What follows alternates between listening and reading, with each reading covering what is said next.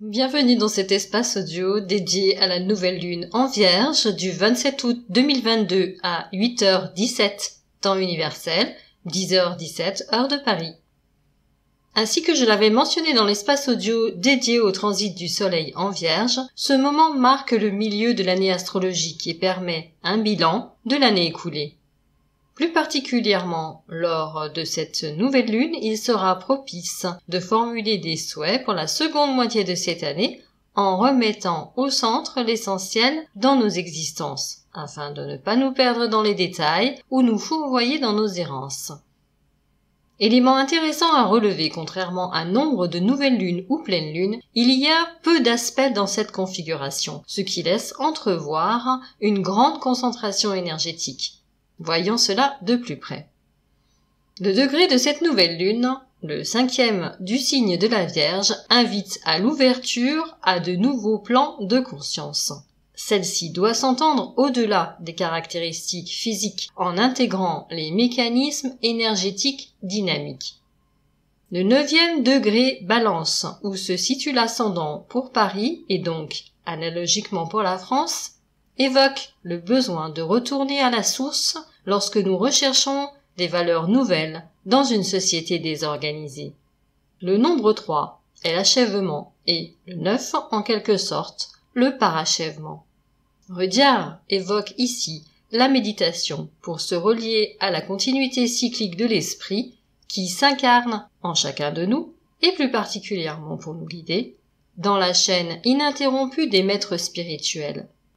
La méditation permet ainsi de reconnaître en nous l'esprit en tant qu'essence de l'être. Rappelons-nous que lors de la dernière pleine lune, il avait été également question de méditation sur le 14e degré Cancer. Or, Mercure en conjonction à l'ascendant, tout récemment entré en Balance, porte ici l'opportunité d'une connexion avec des niveaux de conscience supérieurs, compte tenu notamment du trigone à Pluton et de l'opposition à Neptune, ces deux dernières se trouvant elles-mêmes en sextile. Une opportunité d'écoute profonde se propose à nous, donc, pour cette nouvelle lune. Et le calme, tout comme la contemplation, pourront effectivement être de précieux atouts pour se connecter à cette énergie. Cela peut aussi s'avérer précieux dans la mesure où une forte pression s'exerce par ailleurs. En effet, Mars et Jupiter dominent cette lunaison dans un sextile harmonieux. Mars en Gémeaux, dans le signe gouverné justement par Mercure, avec lequel il est en trigone, et Jupiter rétrograde en Bélier, dans le signe gouverné par Mars. Jupiter vient ici booster l'action martienne, même si la rétrogradation peut en atténuer l'effet immédiat. Il est possible que nous vivions cet aspect de manière intériorisée ou bien que les conséquences n'apparaissent que lorsque Jupiter reprendra sa marche directe. Quoi qu'il en soit, Mars, Trigone, Mercure en carré à la nouvelle lune nous parle d'exigence de compréhension et demande d'en tirer les conséquences en passant à l'action. D'où l'importance de se connecter à cette énergie de manière posée en évitant les excès et les décisions sur un coup de tête. De plus, Pluton, octave supérieure de Mars, est impliqué dans 3 trigones. Celui déjà évoqué avec Mars, un second avec Mercure et un 3e avec Uranus. Autant dire, avec ces autoroutes énergétiques, que l'heure est à de possibles remises en cause et transformations que je qualifierais de libératrices, car un autre double carré implique encore Uranus, l'un à Saturne et l'autre à Vénus. Ceci renforce la notion d'exigence et donc, pour certains, avec des dominantes dans l'axe Lion-Verseau en natal, notamment, un possible inconfort, voire une tension palpable.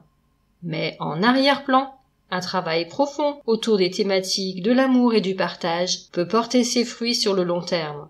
Donc, rappelons-nous que les moments difficiles sont souvent porteurs de renouveau salutaire.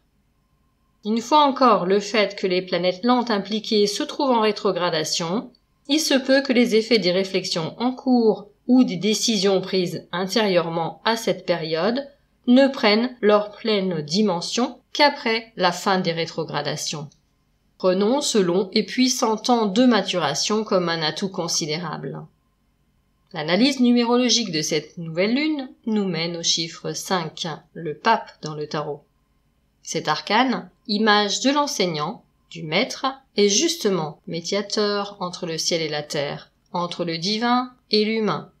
Il nous parle de communication et d'émergence possible d'un nouvel idéal. À nous d'y travailler. Je vous souhaite une excellente nouvelle lune, que tout soit propice, et vous remercie de votre écoute et de votre fidélité. Prenez bien soin de vous, et à très bientôt.